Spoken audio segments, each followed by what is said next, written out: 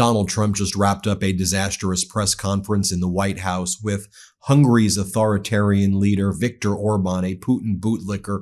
This press conference went sideways right away. Donald Trump was asked about the numbers that he keeps on citing, where he says that Walmart's Thanksgiving costs are 25% cheaper, even though it includes only 14 items on the list now, whereas last year it included 21 items and it used brand name items last year, and now it's all of their value items. But Trump says, everybody, this is just completely fake news. And then he yells at the NBC reporter. Here, play this clip. Mr. President, since you brought up the Walmart Thanksgiving meal, and it is cheaper, but it also contains less.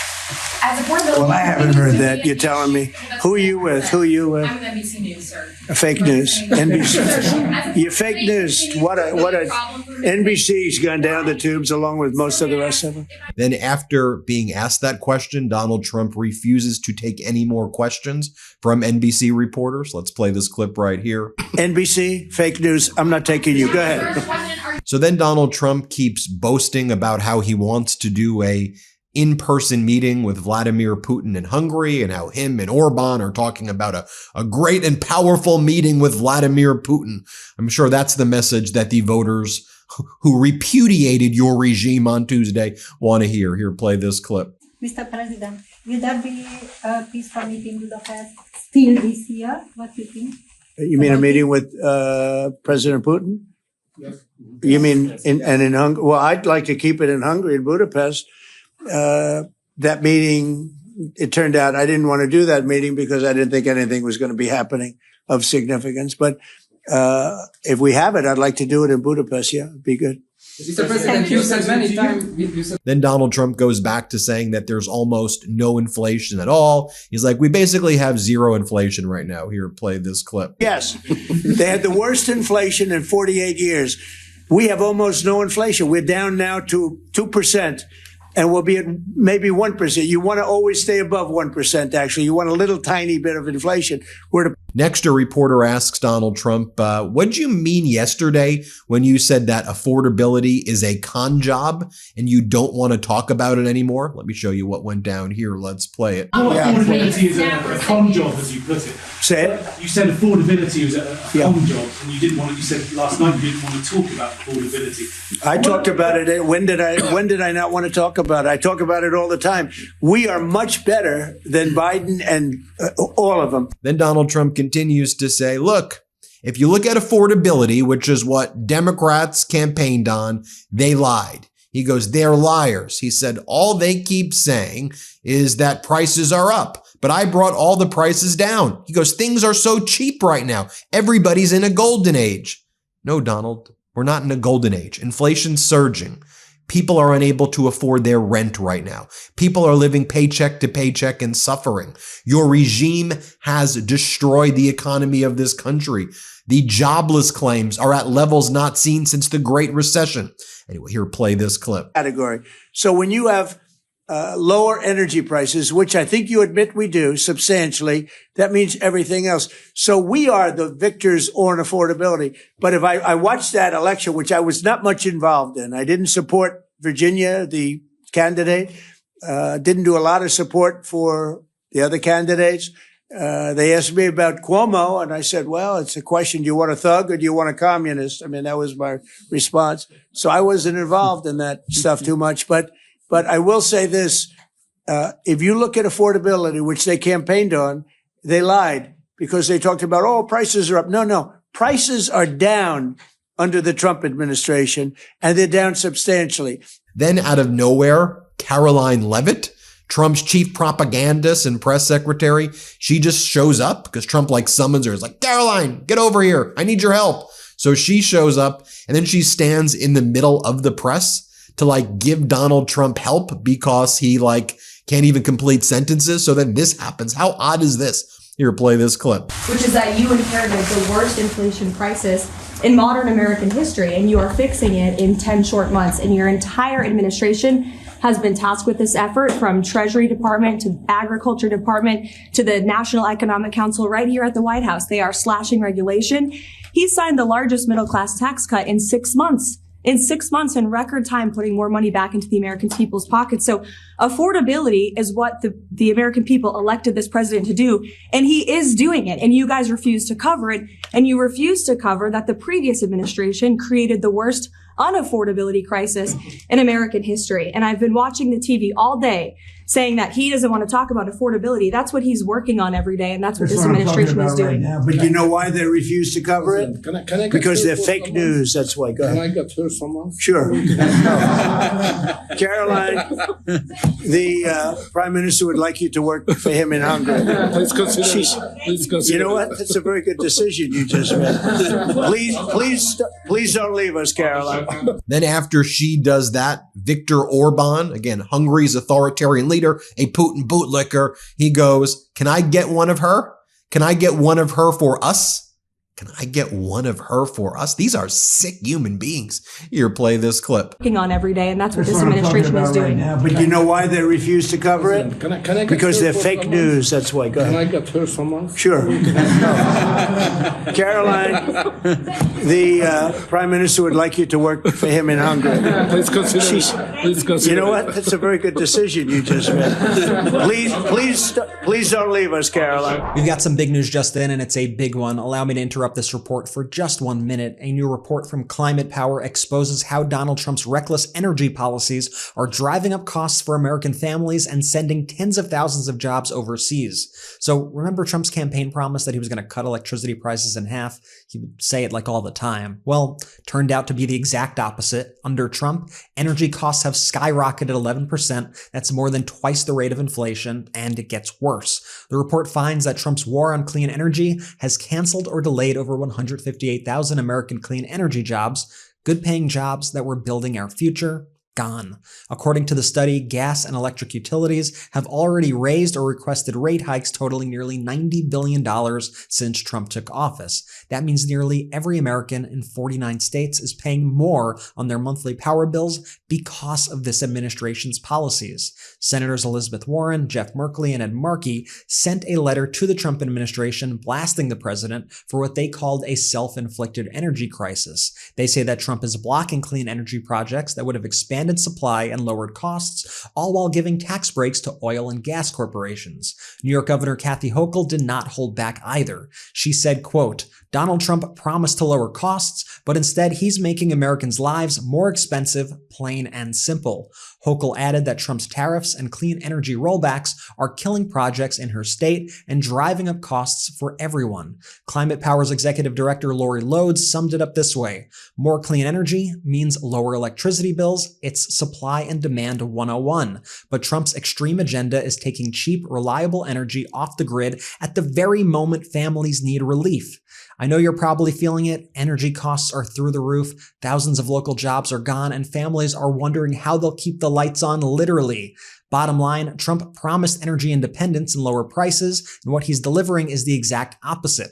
Higher bills, fewer jobs, and a full-blown affordability crisis. So here's my call to action to you, the viewer, the listener. Share your stories in the comments below. Make your voice heard. I want to hear if you've experienced higher electricity bills, if you've been impacted by these job cuts, your thoughts on climate, and how the Trump administration is handling climate issues. All of it. Let me know. Sound off in the comments below. We'll keep on following this developing story and bring you updates as more come in. Ben, back to you. Then Trump brags how he sticks up for Viktor Orban. He goes, I stick up for this guy. Lots of people don't, but I've always got his back. Here, play this clip. I tell them all the time, I stick up for Viktor Orban. Not a lot of people do because in many cases they're jealous. They wish they did what he did. They would have no problems if they did what he did. Donald Trump then says, and I have the biggest heart. My heart is bigger than anybody's heart. The hell? Here, play this clip. They would have no problems if they did what he did. And I have a bigger heart than anybody, but, they've destroyed some of those countries. Some of those countries had no crime 10 years ago, and now they have quite a bit of crime. And I would say that I don't know anything about your crime levels, but I would imagine they're very low. Huh? Not too high, right? No, it's very down. Next, a reporter asks Donald Trump, so is there any room for bipartisanship here at all? You say you want to kill the filibuster, and Trump goes, well, there is no room for bipartisanship at all. Here, play this clip. Partisanship, because it seems like that's the main purpose of the filibuster, is to create some sort of compromise. So well, it didn't work, obviously. So you're right. That was the purpose of the filibuster, bipartisanship, but that didn't work. So are you saying the next 3 years in Washington there shouldn't be? Well, no. If the filibuster is terminated, we will have the most productive 3 years in the history of our country. If the filibuster is not terminated, then we will be in a slog with the Democrats, and very little for either party will be done. So it's a good thing. Thank you very much, everybody.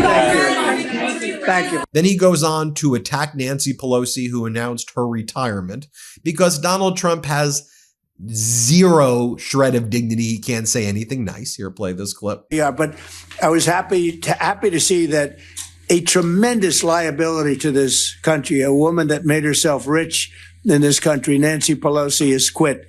And she'll be out of here pretty soon. And that I consider that to be a great asset for America, getting her out. Yeah, please go. Then he says how Putin should have been able to take over Ukraine in less than a day, in a few hours, or at a week. And he goes, I'm still not sure why he wasn't able to take them over so quickly. Here, play this clip. And, you know, look, that war should have been a 1 week war. I don't know why it's taken. This is 4 years. Should have been 1 week. Should have been over with, but it would have never started. Should have never started. And I would have solved the problem without giving up anything. Ukraine would have remained as is. So there were tremendous mistakes long before I got there. I inherited that mess, and we're getting it solved, along with the 8 wars that we've already ended. And then he says it was all Biden's fault. Biden wanted the war. Biden pushed for the war. No, he didn't. I mean, by the way, when Donald Trump says this stuff right now, fortunately, we're seeing all of his MAGA base, even, and independent voters say, this guy's such a freaking liar, a rug puller, a con artist, a Ponzi schemer, a fraud, a sex abuser, a felon. Here, play this clip. Take what we have done, the Western world several years ago, and we have to stop it, and it's common responsibility. Biden actually pushed for that war to happen. Okay, if you can believe it. Nobody can believe it, but it's one of those things. And now look what happened. Look what's happened to Ukraine. It's a much smaller country. A lot of people are dead. You take a look at it's a whole different world over there. And Russia has not been helped very much by that war either. They lost a tremendous number of soldiers and people. Then Viktor Orban's like, and if Trump was president, none of this would happen. We would never have had a war. Again, Orban is a Putin bootlicker. And he's someone who's trying to rip apart the European Union from within. Here, play this clip. Not too distant future. Yes, please. So no question that if that time the name of the United States president would have been Donald Trump, there would be no war between Ukraine and Russia. That's clear. But what we are speaking about here is more than that. Because without the pressure coming from the United States government, I'm speaking 2022, the Europeans would not take that hard line, what they have today on the war.